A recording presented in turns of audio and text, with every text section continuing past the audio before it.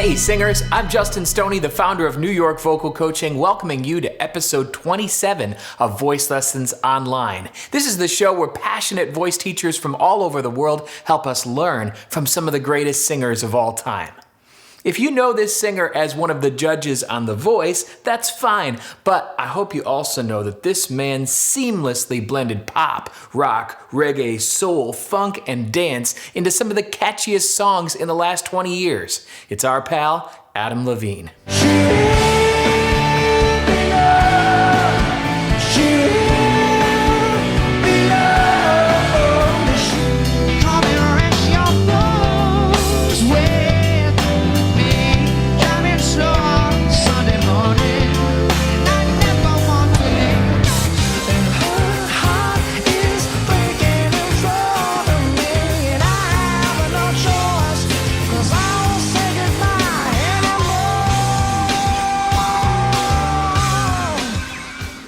Glad to have those stuck in my head now. All right, let's learn from Adam. By the way, if you're wondering, is that falsetto or what?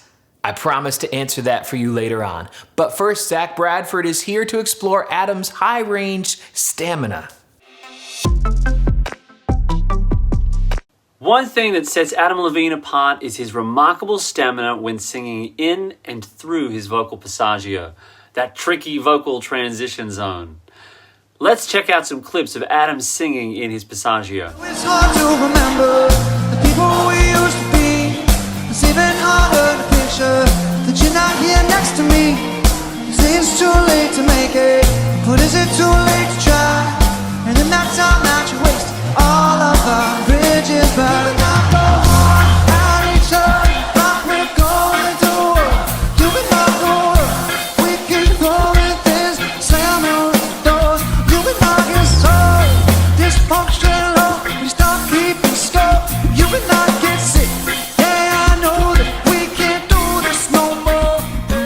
So how does he do it? Well, in most of his songs, he sings in his upper range and his upper register frequently, and often in a lighter vocal mechanism.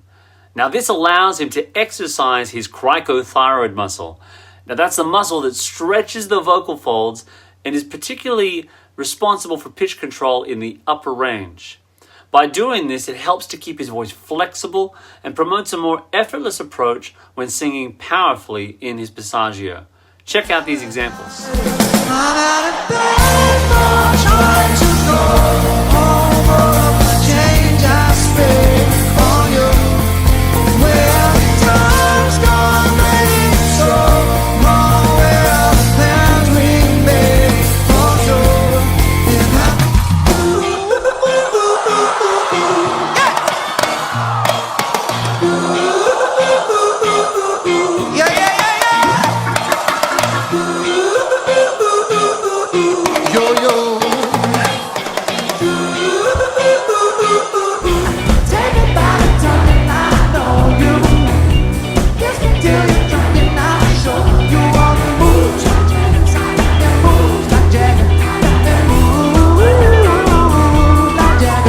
When singing in the middle range, Adam often maintains a lower vocal intensity, making it easier for him to move from middle to upper range as there are less technical adjustments required.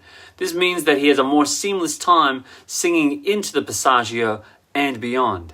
Check out these examples.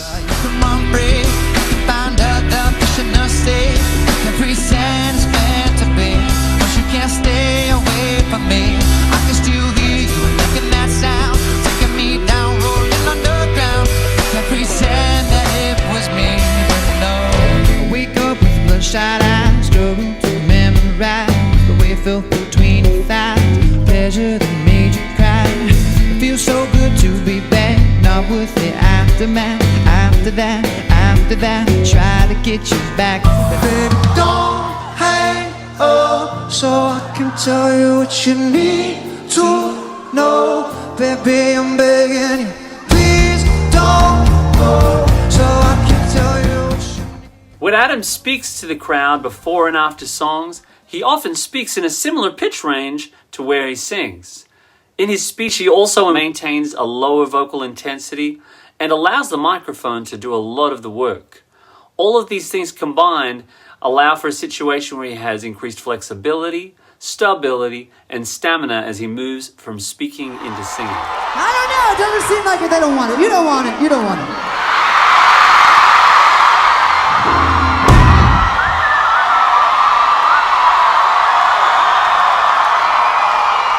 Are you sure?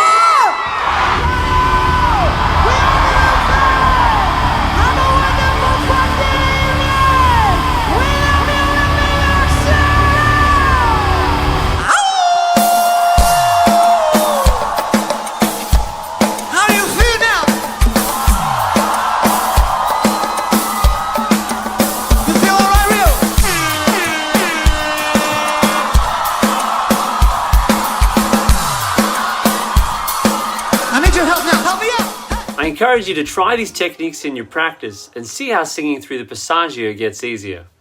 I look forward to seeing you next time. Awesome, good sir. And Arbender Robinson, Adam's got some pretty sweet microphone technique, doesn't he?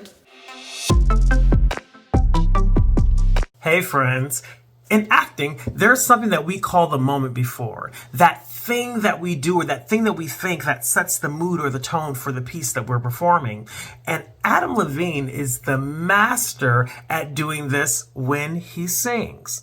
There are two things that I want you to see. First, I want you to pay attention to how close he gets to that microphone and what that makes you think about his personality or his style, or as I like to say, his swagger. So check it out, see how close he gets to the microphone, and let me know what that makes you think about his natural energy. Check it out.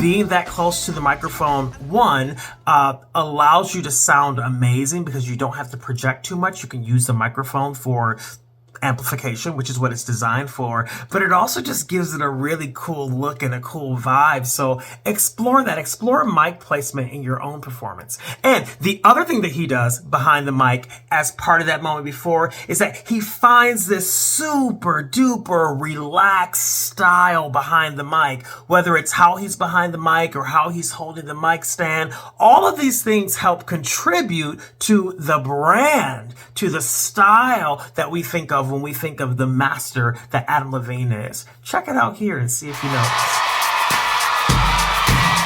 Oh yeah. Oh yeah. Whoa. So scared of breaking it that you won't let it bend. I wrote 200 letters I will never send. Sometimes these cuts are so much deeper than they seem. You'd rather cover up, I'd rather let them be. So let me be, and I'll set you free. Oh, yeah. Amazing. So not only do we get to celebrate the vocals that someone does, not only do we get to celebrate their musicality and the full performance they give, but we also find value in the simple way that we step up to the mic. Play with it in your own performance and let us know how it goes. Nice stuff, Arbender. Next, Abby Payne. Tell us what makes Adam's style so distinctive. When you hear Adam Levine singing, you know it's Adam Levine right away, right? Whether you've heard the song before or not.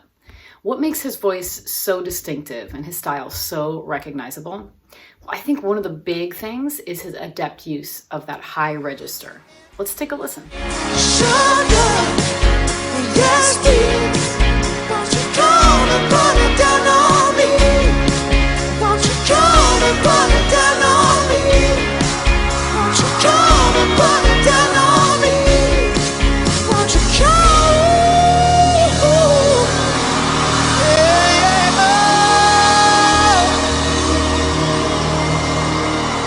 Put it down on me.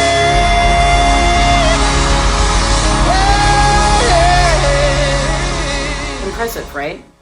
But he also often uses that belty pop mix in his somewhat lower register, right? On verses and pre-choruses. Let's take a listen. I'm hurting, babe. I'm broken down. I need your loving, I need it now. When I'm without you, I'm something weak.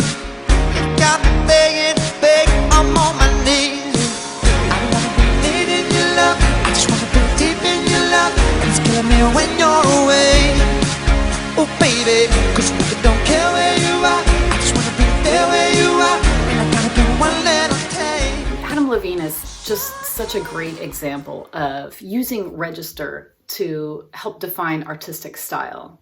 Kind of create some different colors in your voice and in a song as well, right? He goes to those higher notes on choruses often, the lower parts of his voice on verses and pre-choruses.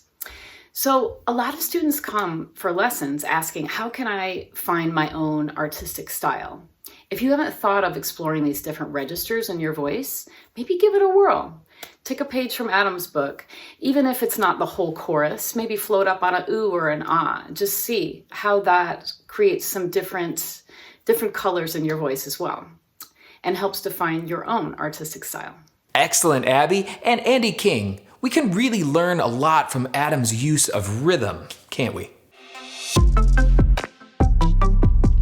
Many people don't know that I was a percussionist growing up. I started in 5th grade, and I was in the wind ensemble and marching band until I was 17. Although percussion didn't end up really being something I wanted to continue doing, I've always loved rhythm and percussiveness in singing. I'm instantly pulled towards a singer who finds interesting ways to use rhythm, consonants, and articulation in their voice. That's one of the big reasons why I love listening to Adam Levine. Let's take a listen to show you what I'm talking about. And like a little girl cries in the face of a master that lives in her dreams. So he's calling them one now there, 'cause it's getting harder and harder to breathe. What you are doing is screwing with up inside my head. You shouldn't have better, you never listen to what I said. Touching your pillow, driving in the naked sweat. Hoping somebody someday do you like a dare. So I'm following the nothing leads to you. The nothing leads to you. Ain't nothing I can do. The nothing leads to you. To you. The nothing leads to you. Ain't nothing I can do. The nothing leads to you. Follow me, follow me, follow me. In Harder to Breathe, there's a lot of cool syncopation in the chorus lyrics, and then the verse lyrics starting with, "What you are doing is screwing things up inside my head." He sings in almost a run-on sentence sort of way, in addition to lots of percussive consonants. And then in Maps, he does a lot of word clipping, a quasi-yodelish thing on you, and then quickly spits out following, following, following, following. There's no denying how fun it is to listen to a singer doing this. Here's the deal. Obviously, not all songs lend themselves to this sort of percussiveness. However, I bet you can find a few moments in almost every song where you could find something interesting to do with the consonants and your articulation. My challenge for you is to focus on a more percussive style of singing and find a way to put the rhythm in your voice. Thanks, Andy, and thanks to all our experts. I'm going to share what I've learned from Adam in a moment, but first, here are some resources that'll give you some new moves for your vocal journey. To get to know the Voice Lessons online team or schedule a lesson, visit voicelessonsonline.com. To get your copy of Justin Stoney's book, Sing Like Never Before, visit singLikeNeverBefore.com. If you'd like a vocal course that you can do from home, check out the Voice Lessons to the World vocal course. Our 12-part program takes you on a journey from beginner to master-level vocal exercises. Find it at voicelessonstotheworld.com. If you're a voice teacher looking to master your craft, join our worldwide community at voiceteachertraining.com. Finally, if you'd like free vocal tips sent to you each day, sign up at dailyvocaltips.com. Now, I love Adam Levine. His voice is so unique because it's not so much about his power, it's about his finesse. I mean, so many singers thrive on vocal power, which is great, but it's rarer to be known for lighter and more finessed coordinations. In fact, the big question that people often ask about Adam is Is that falsetto or what? The answer? Yes and no. You see, most of us can easily find the extremes of our voices. There's M1 chest, ha! And there's M2 head, ha! It's also easy to think of singers who are known for using a lot of chest. And it's easy to think of singers known for using a lot of head.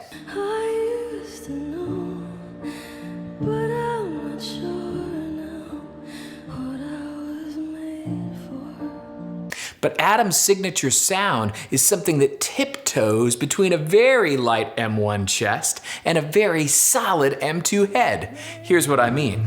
Look for the girl with the broken smile and ask her if she wants to stay a while. She will be loved. She will be loved. Remarkable, really. The first half of that is head-dominant mix, or you might say a light chest voice. Listen again. Look for the girl with the broken smile and ask her if she wants to stay a while. And then the second half is a quite strong sounding falsetto. Sometimes people call that reinforced falsetto. She will be loved. She will be loved. Adam moves between these two coordinations all the time. Here's another example. Oh, you're playing love like it was just a game. Pretending to feel the same, then turn around and leave again. He just dances, just moves like Jagger between them. Those you can knock your soul. Dysfunctional, we stop keeping score. You can not get sick. Back and forth quickly and fluidly between those coordinations in almost every song.